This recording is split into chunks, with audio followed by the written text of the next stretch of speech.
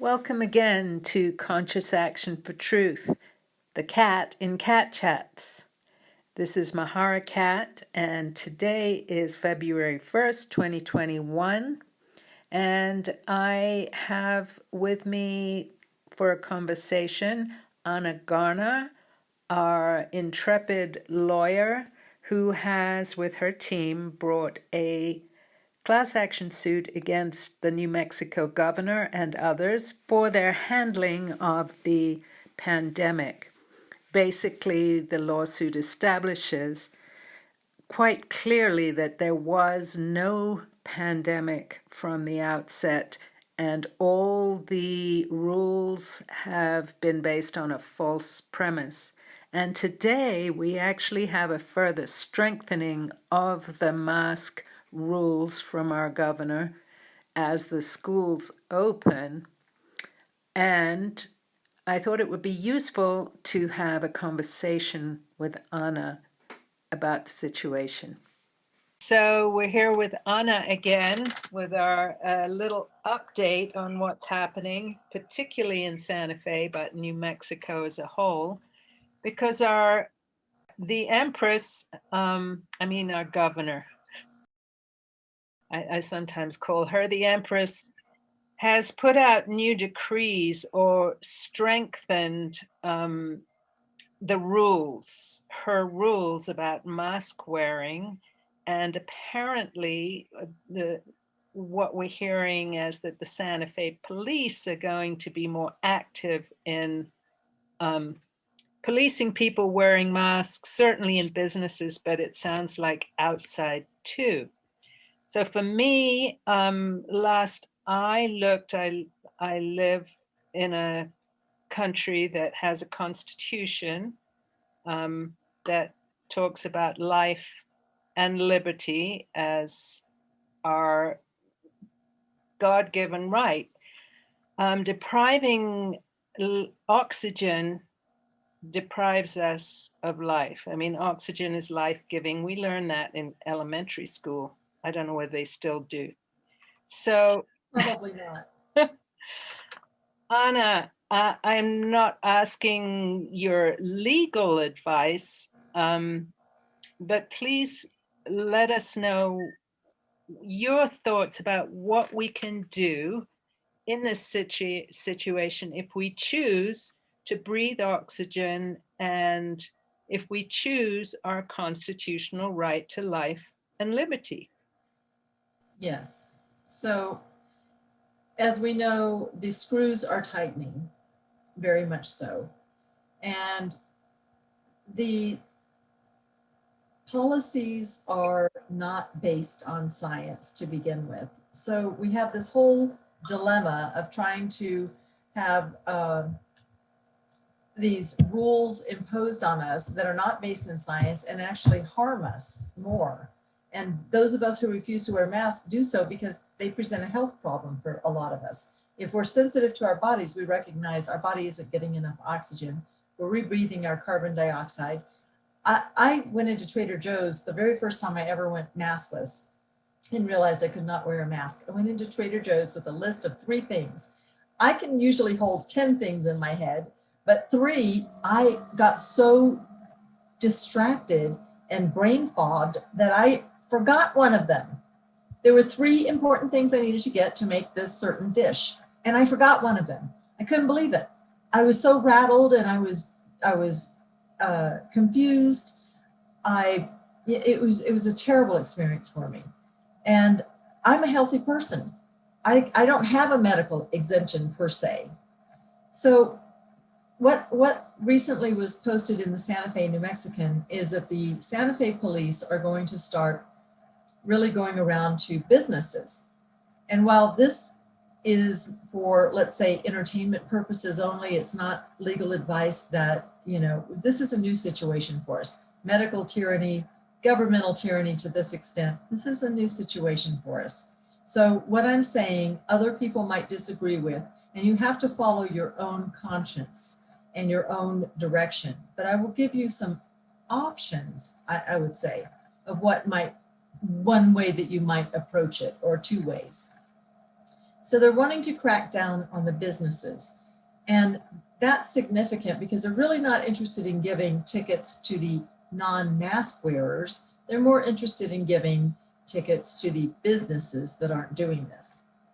So what I would ask any policeman as a business owner, let's say, I would ask any policeman who's trying to enforce this, first of all, what statute, law, or regulation are you trying to enforce? That is significant because the state public health orders allow for very high fines. That's what scares most of the business people. They can be fined up to $5,000 if they're not following the public health orders. However, under the Santa Fe ordinance, that's the one passed by the mayor and the city council. The Santa Fe ordinance calls for a fine of up to $50, with the first citation being a warning citation only. And then after that, it would be a $50 fine. And then they have to file suit in Metropolitan Court and send you notice of a hearing. So there's a multi-step process here. So if you ask them under what regulation, order, ordinance are you enforcing this, the Santa Fe police is required to tell you it is the Santa Fe ordinance. They do not work for the governor, they work for the mayor. So chances are that's the only one they're enforcing right now, not the state one. I think the state one is being enforced primarily by Department of Health people who come into premises to see if you've let anybody without a mask in. What I have told my business clients is that you have to give notice. It's required that you put some sort of notice on your window or door. And that notice could be as simple as the governor of New Mexico and the public health department require that you wear a mask whenever you're in an establishment, my store. There is a medical exception, and there is a medical exception to the city ordinance as well. If you are not wearing a mask, we will assume that you have a medical exception. Please enjoy your shopping experience. So they have met it by saying something like that. They have met the requirements of giving notice that there is a law. They're aware of the law. They're aware they have to enforce the law. They are not the police. The businesses don't want to be the police. They don't want to get fined either. So they're caught in a very bad position, as we can see. And they don't have to be the police. And so I think we haven't tested this. None of my businesses have said, oh, the police still fined me. We haven't been tested. We have businesses from Albuquerque and from Santa Fe, and I'm keeping in touch with them to see what happens with this. But I've been handing out these signs to small business owners in Santa Fe because I'd like for them to post it, and they want to stay in business and they don't want to hassle people.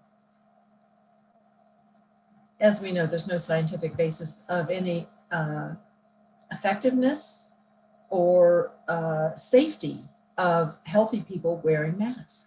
There just isn't. And in fact, it turns out there are more studies out there saying that it's unhealthy for healthy people to be wearing it, and especially for children. I just can't, it feels like horrible, rampant child abuse, not intentional on the part of the parents, but it feels like horrible, rampant child abuse when I see these little children. The city ordinance requires that anybody under 15 wear a mask, okay? Even at that age, I think it's dangerous. It's dangerous for all of us, but especially for young children. So young children are not required under the city ordinance to wear a mask. Anyone over 15 has to, but not under 15. And I wish more people knew that. I've been thinking about handing out little placards saying, your child doesn't need to wear a mask under the city ordinance. So. I thought that children above 3 had to wear a mask. Under the guidance of the governor, that's true. However, she allowed the cities to have even more strict policies. There's an argument that the city ordinance actually was stricter originally. Now, it was passed in June. To my knowledge, it hasn't been amended. I don't know if it has. But at that time, it did not require anyone under 15 to wear the mask. And because the other parts of the Santa Fe ordinance were stricter, there's an argument that the 2-year-old, I think it was 2 or 3, would not be applicable, at least in Santa Fe. That does not apply, of course, for Albuquerque or the other cities outside of Santa Fe. I think it's absolutely wrong to require children to wear it on an airplane, in a school, in any of those settings, because there have been studies out about the side effects that children complain about. They complain of headaches. They start crying and resisting going to school because they have to wear the mask. There was a Danish study done recently about that, and it had all of the parents report what their symptoms were of the children who complained. And some of the parents said there were no complaints. I personally think that was because either the parents are oblivious or they're telling the kids to shut up and wear the mask and you just have to do it. But that's my feeling about it, because I don't know a single human being who needs oxygen, as we all do, who can safely wear a mask for hours on end, like they expect children to do in a school. The ones working in stores that have to wear them all day long, I feel badly for them. I worry about them. I worry about the long-term effects, the future Alzheimer's that is, the doctors say they're expecting a tsunami of dementia cases because of people wearing masks all the time. I'm sure. I think of that too. I think there's going to be huge fallout. I read a study, I'm sure you know it, that half an hour of mask wearing does irreversible brain damage. So it's horrifying. I know for me personally, I have a similar experience as you, except I panic when I can't breathe. And if I wear a mask that stops me bringing in oxygen, I start to panic. I can't wear one unless somebody wants me going into a full-blown panic in the store, which is what would happen. Right. So again, what I would ask is, so if I'm out there, I'm walking around on the street with no mask in Santa Fe, and a cop comes up to me and tells me to wear my mask, what do I say? I would tell the policeman that I have a medical exception, that a mask aggravates or worsens an existing, or I think the exact words of the ordinance, and I can send it to you, Mahara, but it's something like, if it aggravates or worsens any condition. Now, you don't have anxiety or panic attacks if you're not wearing the mask, right? So it creates or worsens a condition. You didn't have that to begin with, so it creates it.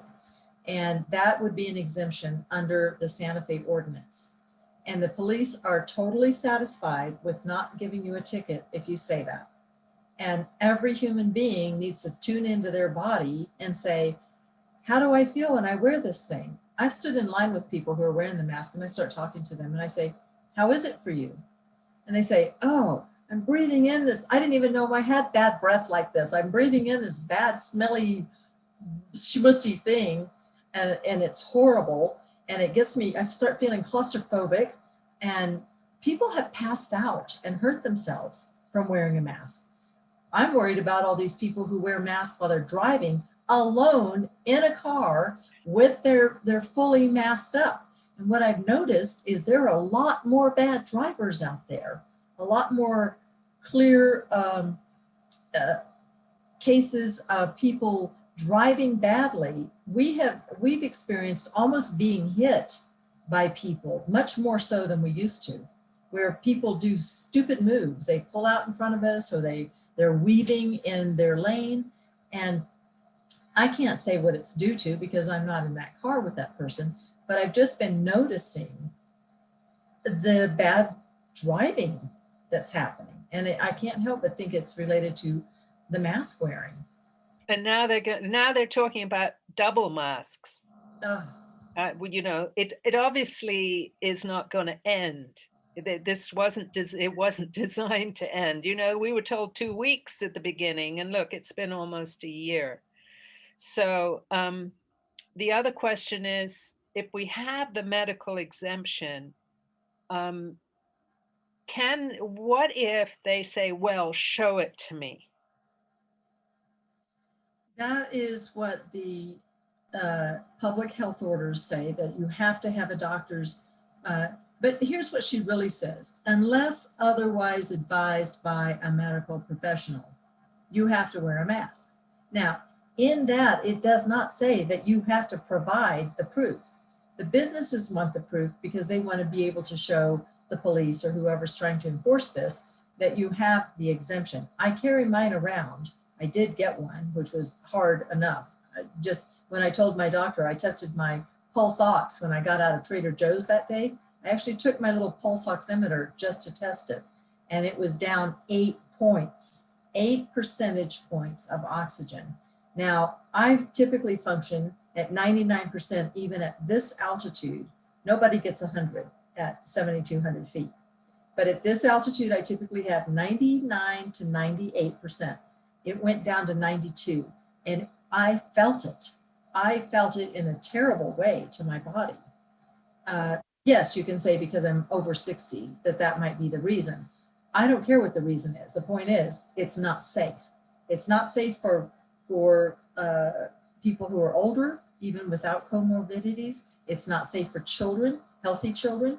We're talking about, creating what might be permanent brain injury in these children. We don't know. But I will tell you about one study the CDC did that conclusively showed wearing masks will give you a much greater chance of having severe COVID type symptoms. And we're talking greater than 10 times, 15 times what the rate is for people who never or rarely wear masks. And that is a compelling study, and it's published on CDC. I'll give you that too. Send me the link. Yeah. And there's also, I don't know whether you've seen it. I'll link it below, but I saw a video, someone actually demonstrating how the oxygen went down while they were wearing a mask and the carbon dioxide went up. So it's not just the oxygen that's the issue, the lack of oxygen, it's the incredible increase in carbon dioxide, which is toxic to humans. It's great for plants, but it's toxic for us. So everything about it seems to be designed to against life. That is an accurate way of putting it. They are designing rules and policies that are anti-life. We can't breathe in carbon dioxide. We're not trees. We need oxygen. And to deprive us of oxygen is a cruelty beyond imagination. I can see wearing a mask when you're entering into a closed area with very sick people. Maybe it'll make you feel better. The studies say it doesn't prevent transmission. They've even done the studies, this huge study done in Vietnam with healthcare workers wearing the N95 respirator mask, which are amongst N95 means it filters out 95% of all particulate matter. And even wearing those can allow you to still get viruses. It doesn't filter out small particles like viruses.